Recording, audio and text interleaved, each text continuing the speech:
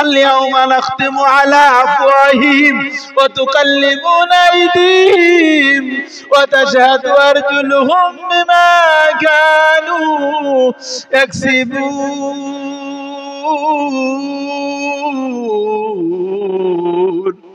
আল্লাহ বলবে বান্দার জবানটা তালা মেরে দেওয়া হবে, বন্ধ করে দেওয়া হবে। বান্দার হাত কথা বলবে, পা কথা বলবে, পায়ে সাক্ষী দিবে, হাতে সাক্ষী দিবে, চোখে সাক্ষী দিবে। এ বান্দা তখন করার কিছুই থাকবে না, আমাদের কোনো উপায় থাকবে না।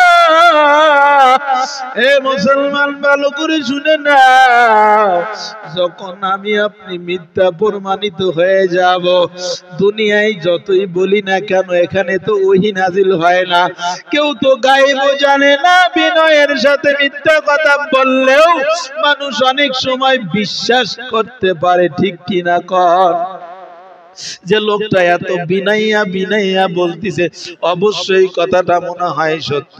বান্দা কিয়ামতের ময়দানে এমন করে বলার চেষ্টা করবে, কিন্তু আল্লাহ আগের থেকেই বান্দার জবানটা বন্ধ করে দিয়া রাখবে, বলার কিছুই থাকবে না। এ মুসলমান, এদিকে শুরু হয়ে যাবে হাসরের ময়দানে, সূর্য তো মাথার উপরে চলে আসবে। ও বান্দা, জমিন হবে তামা, লোহা কেন হবে না? তারপরে স্বর্ণ কেন হবে না? রূপা কেন হবে না? তার কারণ হলো লোহা যদি এক সাইডে গরম হয়, অন্য সাইড কোনোদিন গরম হয় না। রূপা যদি এক সাইডে গরম হয়, অন্য সাইডে কোনোদিন গরম হবে না। মুসলমান, স্বর্ণ যদি এক সাইডে গরম করা হয়, তাপ দেওয়া হয়, অন্য সাইড কখনো গরম হয় না। তামা এই জন্য করা হবে, তামার এক মাথা গরম করলে আর এক মাথা গরম হয়ে যায় রে মুসলমান।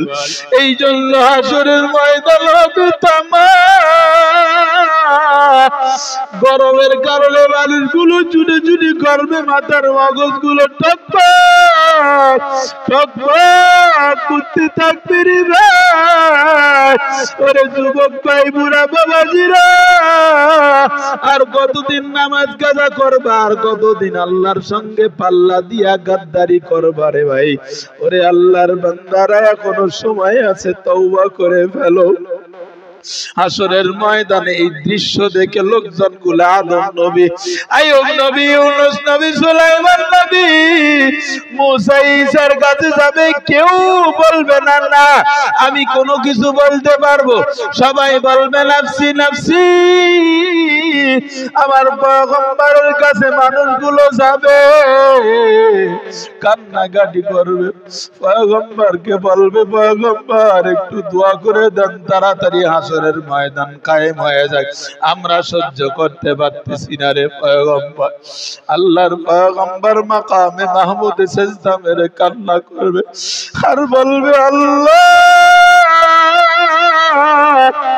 ওরে দয়ার মালিক, ও আল্লাহ বাঁচাইয়া দাও, আমার উম্মতকে বাঁচাইয়া দাও। ওদিকে পেছন থেকে জাহান্নাম হুনকার মারবে আর বলবে, হাল মিন মাজিদ, আল্লাহ আমার পেটের মধ্যে ক্ষুধা, ও আল্লাহ এদেরকে দাও, আমি খাইয়া পেটটা শান্ত করি। আল্লাহ বলবে, রে জাহান্নাম একটু অপেক্ষা কর, বিচারটা সেরে নেই, বিচারের পরে জাহান্নামীদেরকে তোকেই দিয়া দিব। পয়গম্বর কান্না করবে সিজদা মেরে মাকামে মাহমুদে। আল্লাহ বলবে, পয়গম্বর দুনিয়াতে কাফেরদের দ্বারা মার খাওয়াইছি, ও পয়গম্বর তোমার বাবা কেড়ে নিয়ে, মা কেড়ে নিয়ে এতিম বানাইয়া কান্না করেছি। ও পয়গম্বর হাসরের ময়দান আপনি কান্না করবেন না, হাসরের ময়দান আপনার কান্না করার জায়গা না। ও পয়গম্বর মাথা উঠান, আমি আপনার উম্মতকে একটা আপনাকে না বলে জাহান্নামে দেব না রে পয়গম্বর। এই বলিয়া পয়গম্বরকে সান্ত্বনা দিবে আর এক মুষ্টি পানি নিয়ে আল্লাহ কুদরতি হাত দিয়া ফেরেশতার হাতের মধ্যে দিয়া বলবে, ফেরেশতারা আল্লাহ এই পানিটা জাহান্নামের গায়ের মধ্যে ফিকাইয়া দেয়। এই এক মুষ্টি পানি, এক চৌল পানি ফিকাবা মাত্র জাহান্নাম পেছনের দিকে দৌড়াতে থাকবে। ফেরেশতারা বলবে, আল্লাহ ৭০,০০০ ফেরেশতা শিকল লাগাইয়া জাহান্নামের ধরে রাখা যায় না, এই কোন বরকতের পানি দিলাম? এটা কি আবে হায়াতের পানি না জমজমের পানি নাকি আল্লাহ এটা কিসের পানি রে রব্বুল আলামিন? যেই পানি জাহান্নামের গায়ে ছিটাবা মাত্র পিছনের দিকে জাহান্নাম দৌড়ায়। আল্লাহ বলবে, না রে ফেরেশতা, না, এটা আবে হায়াতের পানি না, এটা জমজমের পানি না, এটা হাউজে কাউসারের পানি না, এটা আমার গুনাহগার উম্মতের, এটা আমার গুনাহগার বান্দার চোখের পানি। সারাটা দিন কষ্ট করে মাঠে ঘাটে কাজ করেছে, রাতের বেলাও ঘুমায় নাই, রাতের অন্ধকারে উঠে উঠে আমার বান্দারা জাহান্নামের ভয়ে কান্না করেছে, গুনার ভয়ে কান্না করেছে, আমার কাছে মাপ চেয়েছে। ও ফেরেশতারা, আমি আমার বান্দার চোখের পানি নষ্ট করি না, আমি সংরক্ষণ করে রেখেছিলাম। এ ফেরেশতা, আমার বান্দার চোখের পানি জাহান্নামে ফিকাইয়া দেওয়া মাত্র জাহান্নাম পিছনের দিকে দৌড়ায়। ওরে আল্লাহর বান্দারা, আল্লাহর রাগকে কখনো কোনো কিছু দিয়া ঠান্ডা করা যায় না। ওই জাহান্নামের আগুন নিভাতে দুনিয়ার কোনো পানি দিয়া কাজ হবে না।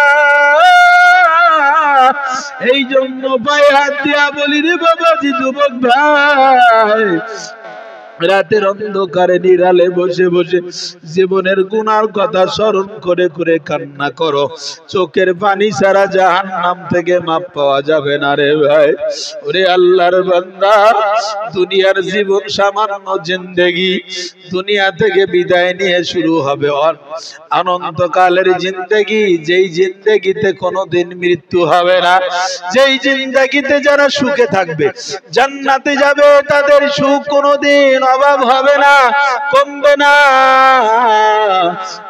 আর যাদের দুঃখ শুরু হবে, আযাব শুরু হবে, তাদের আযাব আর কোনোদিন কমবে না রে আল্লাহর বান্দা। আজকের খুতবার আলোচনা থেকে আমি আপনাদেরকে যা বুঝাতে চাই, দুনিয়া থেকে যেতেই হবে, তবে আল্লাহ পাক বলেছেন আমার হেদায়েত পাঠায় দিয়েছি, আমার কিতাব পাঠায় দিয়েছি, এখন নবী নাই।